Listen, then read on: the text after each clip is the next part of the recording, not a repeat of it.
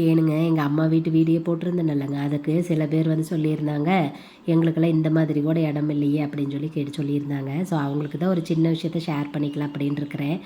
ஏனுங்க உங்களுக்கு மட்டுங்க இல்லை, எங்களுக்கு தாங்க சொந்த வீடு இல்லை, நாங்களும் வாடகை வீட்டில் தான் இருக்கிறோம். அதுக்கோசரம் என்ன பண்ணுறது, பார்க்குறதுக்கு என்னமோ பெரிய வீடு தான், டைல்ஸ் எல்லாம் ஒட்டி இருக்குது தான், நீட்டாக தான் இருக்குது, எல்லாமே ஓகே தான். இருந்தாலும் நம்ம சொந்த வீடு இல்லைல்ல. இப்போ எங்கள் பெரிய கோடு பார்த்திங்கன்னா சாலை வீடு தான், ரொம்ப குட்டியான வீடு தான், 2 பேர்த்துக்கு போகுது. என்ன பண்ணுறாங்க, சின்னதாக ஆனாலும் சாலை அப்படிங்கிறத தாண்டி அது சொந்த இடம் அப்படிங்கிறதுல அது ஒரு பெரிய சந்தோஷம் தான் தெரியுமா. சில பேர்லாம் சொல்லுவாங்க, உங்களுக்கு என்னப்பா டவுனுக்குள்ளார பெரிய வீட்டில் இருக்கிறீங்க, நாங்களாம் பாரு மண்ணுக்குள்ளார கிடக்கிற அப்படிம்பாங்க. அவங்களுக்கு தெரியறதில்ல அந்த மண்ணோட அருமை என்ன அப்படின்னு சொல்லிட்டு.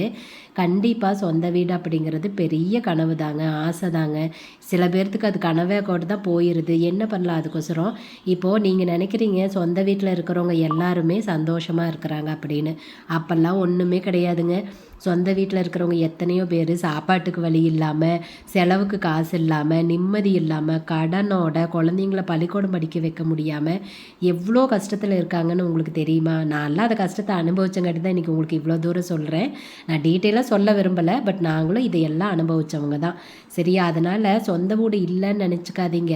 இப்போ இருக்கிற சூழ்நிலையில் கடனெல்லாம் எதுவுமே இல்லாமல், நம்மளை யார் வந்து காசு கேட்பாங்கங்கிற அந்த பயம் இல்லாமல் நிம்மதியாக ஒரு வேளை பழைய சோறு குடித்தா கூட உண்மையாலும் அதுதாங்க சந்தோஷம். இந்த சொந்த வீட்டுக்கும் இந்த சந்தோஷத்துக்கும் நிம்மதிக்கும் சம்மந்தமே கிடையாது. வாடகை வீட்லேயே இருந்தாலும் நம்மளுக்கு இந்த மாதிரி எந்த ஒரு கவலையும் இல்லாத இருந்தாலே நமக்கு போதும்.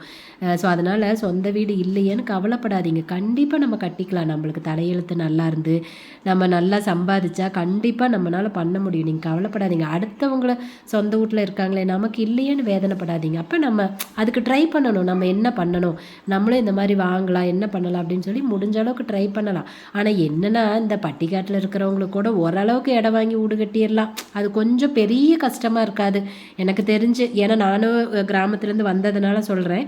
ஆனால் டவுனில் இருக்கிறவங்களுக்கு உண்மையாலுமே ரொம்ப ரொம்ப சவால் தாங்க அது. சில பேர்த்துனால அதையும் சமாளிக்க முடியுது, சில பேர்த்துனால அது முடியறதே இல்லை. அப்புறம் என்ன பண்ணுறது, நம்ம முடிஞ்ச அளவுக்கு ட்ரை பண்ணுவோம்.